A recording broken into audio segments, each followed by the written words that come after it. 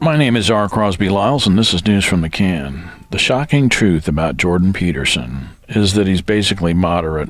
He's a liberal, moderate liberal. And he's anti-identity politics, which is good. But here's the thing about identity politics.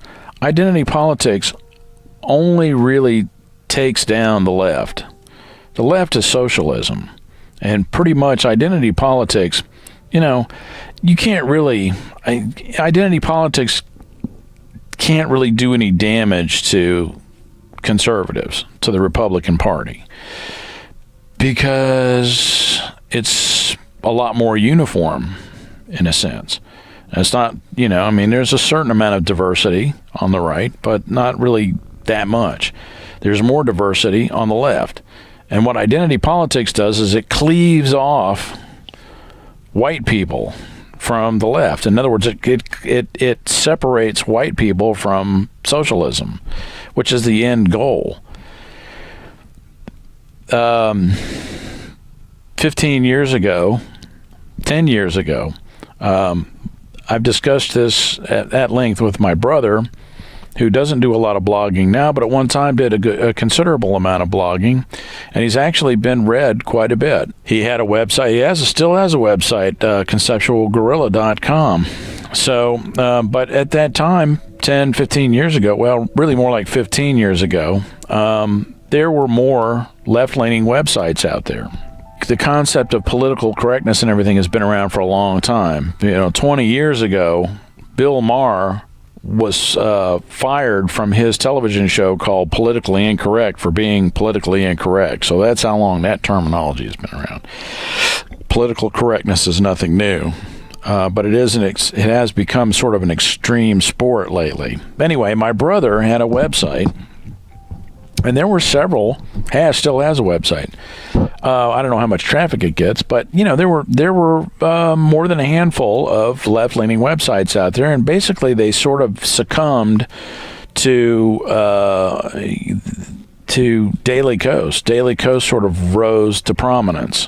They've got advertising on there. You can buy a subscription and then you don't see any advertising anymore. You can just see the advertising. Advertising doesn't bother me. Some people are just totally opposed to any sort of commerce and any sort of, advertising and stuff like that. But, opposition to advertising hurts the little guy, hurts the small-time writer, So all of that stuff on the left, identity politics, social justice warriors, third-wave feminism, people who are anti-commerce and all that stuff does is hurt the little guy. It fractures people. And that's the whole idea. That's what, that's what the ruling class, the owners, the conservatives, the big money people, they want to keep the working class in strife. So that's what identity politics does, is it produces strife. It keeps the strife going. It keeps the working class bickering with each other. So now we're classifying ourselves, in terms of, this whole sexual identity thing that's going on. We're really people are just having to figure out labels for themselves, or being labeled, and everybody's got a different label, and it's just the fractures are so numerous that people have been basically put in their own individual wrapper, in their own individual little bottle, so nobody can communicate, nobody can talk. We've become hermetically sealed.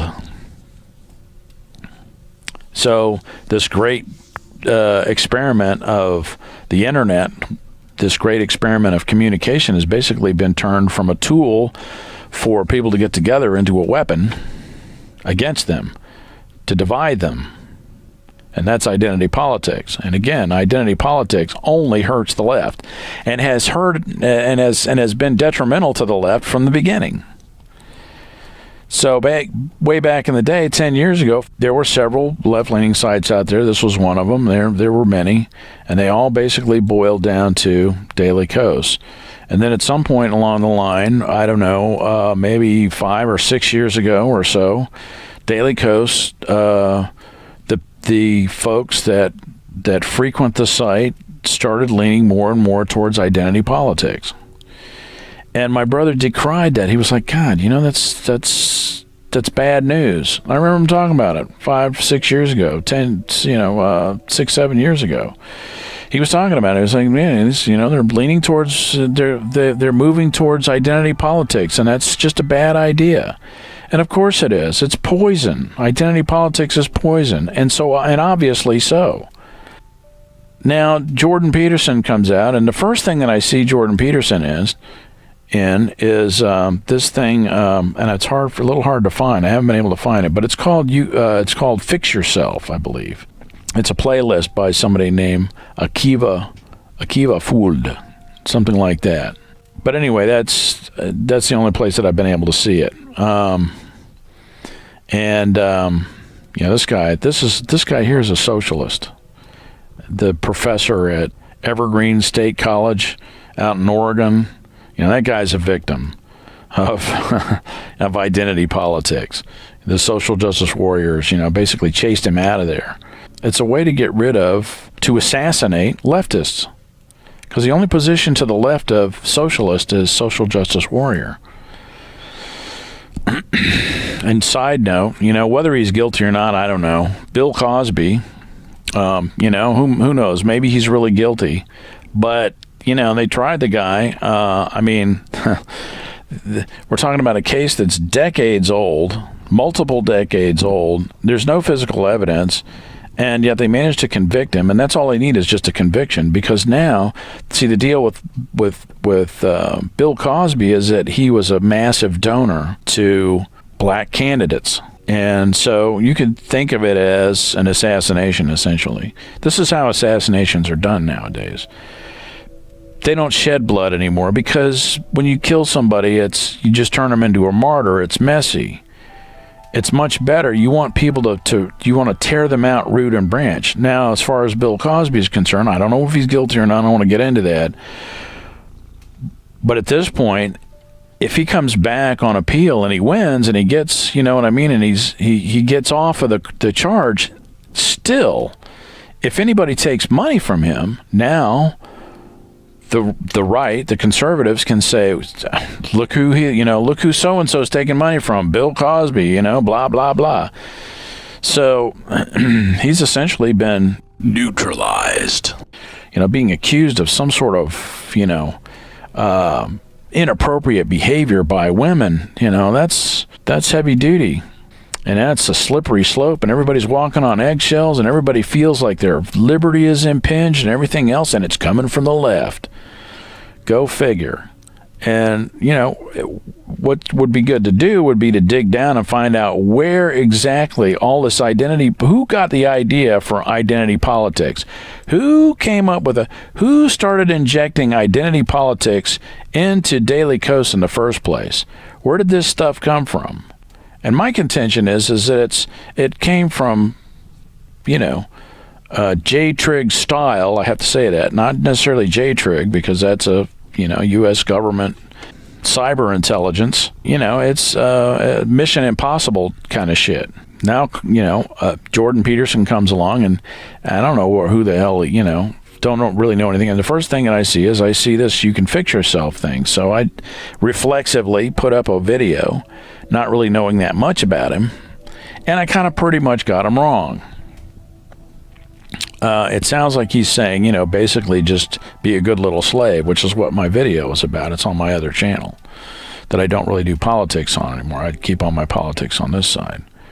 So it wasn't fair.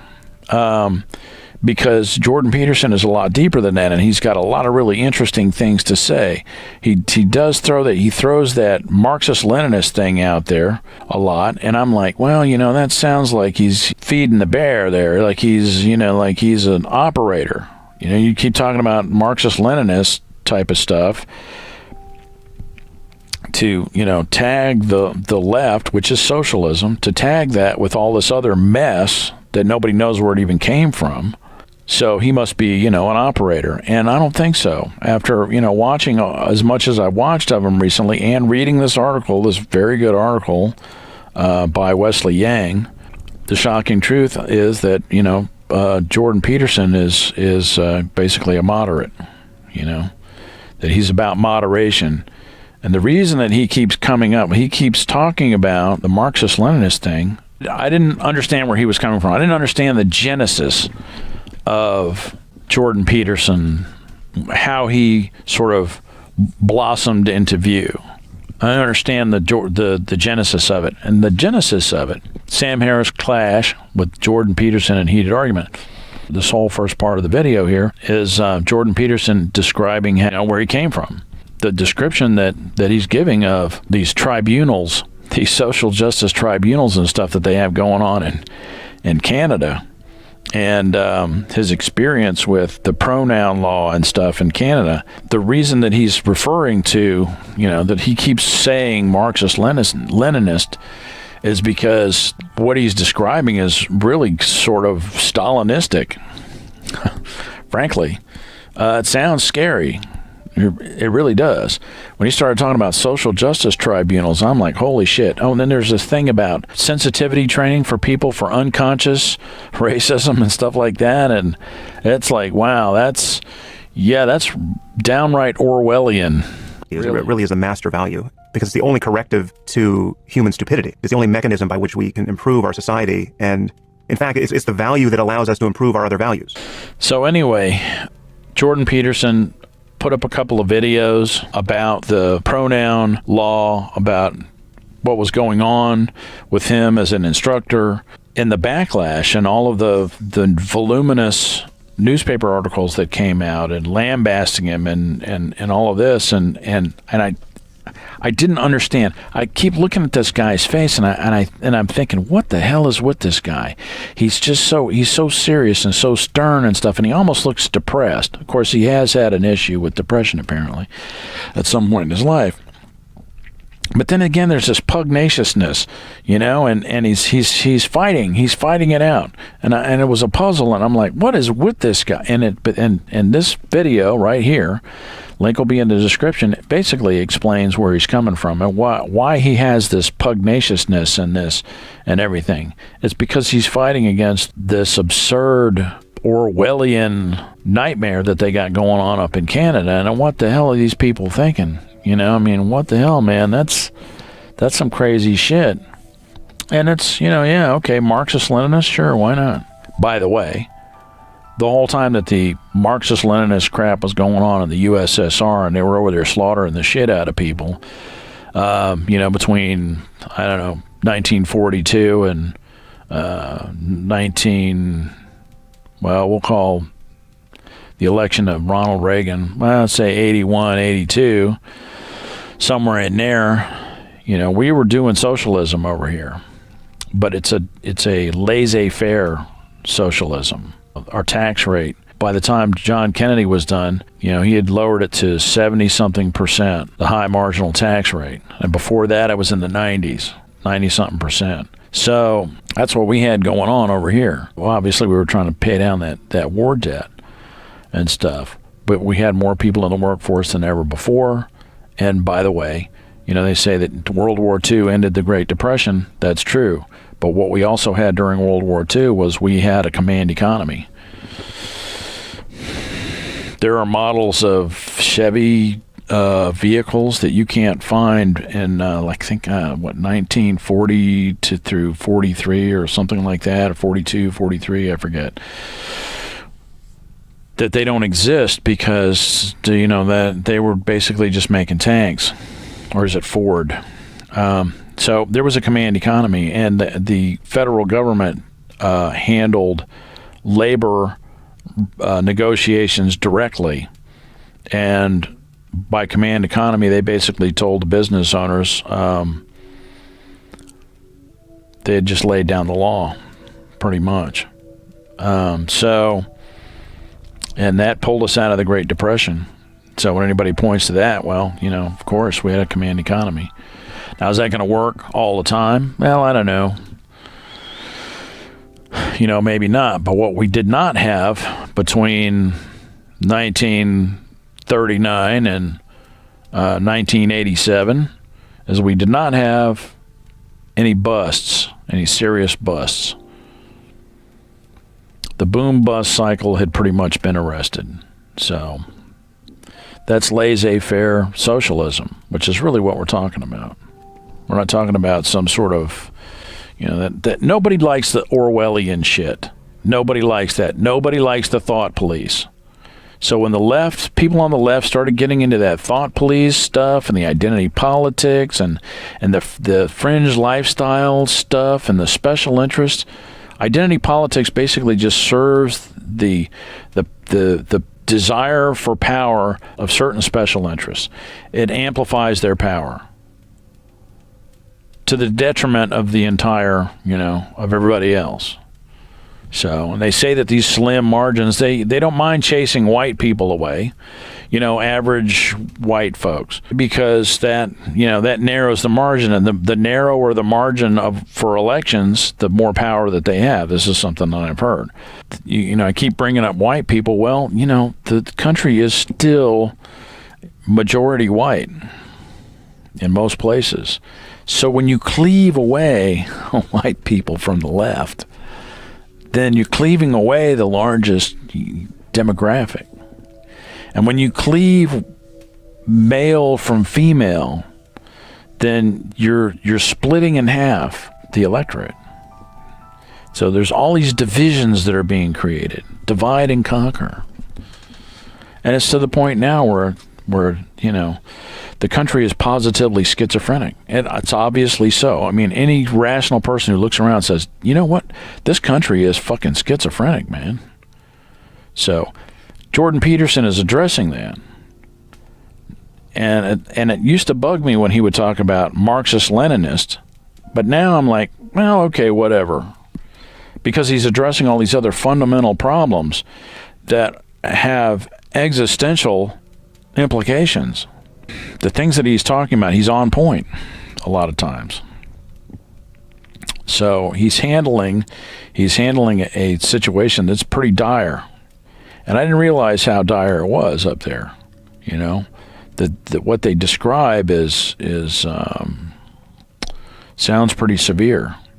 So anyway, I'm pointing to this video right here because he talks about the genesis of sort of where, how his presence blossomed into view and where it all started. And it started from the pronoun law up in Canada and the social justice tribunals and all that stuff.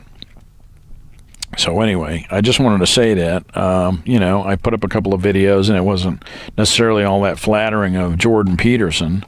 And it was, I probably, I could have been better on my due diligence. I fell short on my due diligence, and I apologize for that.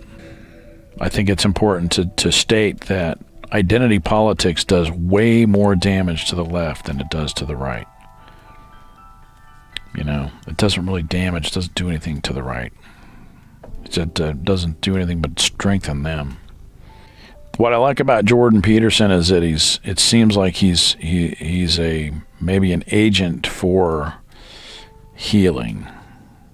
And I think that's what people are really attracted. When you hear him, it's rare when you go through, and he's voluminous. I mean, you can just go through YouTube and there's just interviews and him talking all the time, and he's on point about so many different things, sociologically wise, and when he talks about religion and politics and things like that. Of course, he says he's not really talking about politics, but of course he's talking about politics. It's infused in everything, so just about. But I'm observing him cautiously. Of course, he's been embraced by the right, and I've heard tale that the alt-right is not necessarily all that thrilled with him. I like him better now than I did before. I didn't trust him, let me put it that way. I didn't know what I was hearing, I didn't know what he was doing, and I didn't trust him. Because, what can I tell you? It's always, there's always this, around midterm elections, there's always some kind of scam going on. You know what I mean? To mind fuck people. It's just the way it is. So, and it is what it is. But it'll be interesting to see how things unfold. I'm certainly not thrilled with identity politics situation, and I don't think very many people are. It's a turd, and we need to get rid of it. And that's about all I got. My name is R. Crosby Lyles, and this has been News from the Can. Everybody stay strong, pull together, respect, and my apologies to Dr. Peterson. That's it. Thanks. See you. Bye.